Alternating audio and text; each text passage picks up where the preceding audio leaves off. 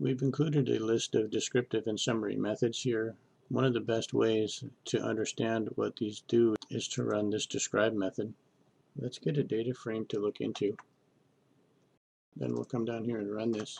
It gives us a count by column for column 1 and column 2. It gives us the mean, the standard deviation, minimum and maximum, and it also gives us our first, second, and third quartiles.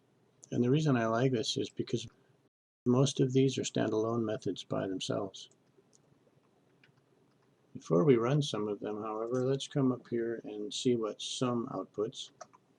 The sum gives us the total of all the values in column 1 right here, and the total in all the values of column 2 right here. By default, of course, pandas sums on the 0 index, but we can override that with this familiar argument, and we can sum across the columns. So obviously 2.4 is the sum of this column, and 19.3 is the sum of this column, and C has no values, so that's a 0. In this summary, we're skipping the empties, but if we want to include the empties, we can use this second argument. And looking closely here, we'll see that we can't add a number to a non-number, and we've seen this behavior many times up until now.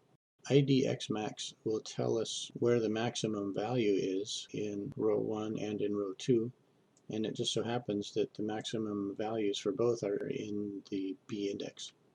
We saw the cumulative sum method in our NumPy course, and let's look at this and compare it to our data frame. Our first value has no other sum to accumulate, but notice the second value is an accumulation of the value 1 and 2. We can't calculate this, it's just a non-number. And our fourth sum is an accumulation of all the previous sums. Again, it's in the 0 index direction on a column by column basis. Let me insert another cell above here. We can explore some of these on their own. Let's do count and run that. And we get the same results here as we get in our description. We can also grab the mean and we get the same results. We can get the standard deviation and we get the same results. And we can also get the min and the max, and we've seen those before. But in order to get these quartiles, we have to use this quantile method. So let's run this. And to get the first quantile, we just put a 25% in. And we can get the other two quantiles that way as well. Let's create another series and then run describe on this series. What we've done here is created 4 copies of this. So here's our first copy, here's our second copy, third copy, and fourth copy. And these are not numerical values.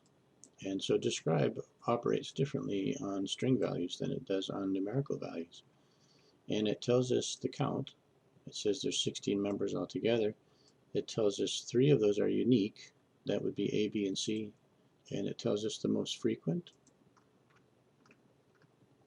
Correlation and covariance are not something that we're going to get into here because the math requirements for that are higher than we're going to require. But they will come up again later in our course, and we'll have to deal with that then. Let's create another series.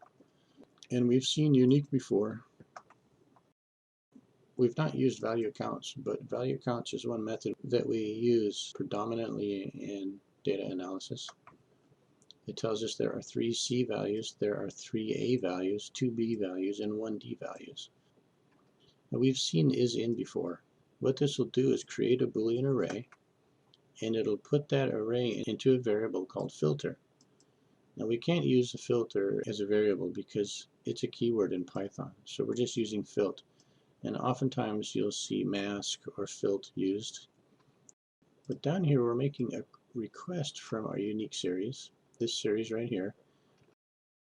We're making a request based on this Boolean array.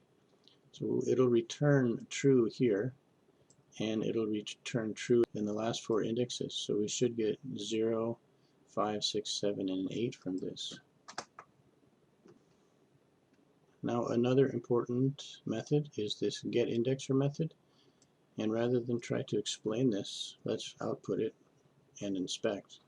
What we're doing here is we're comparing two indexes. C in the toMatch series matches with index 0 in the unique values series. A matches with index 2. B matches with index 1, and here it is again matching with index 1, so we have two of those matches here. C matches with index 0 again, just as this one did, and A again matches with index 2.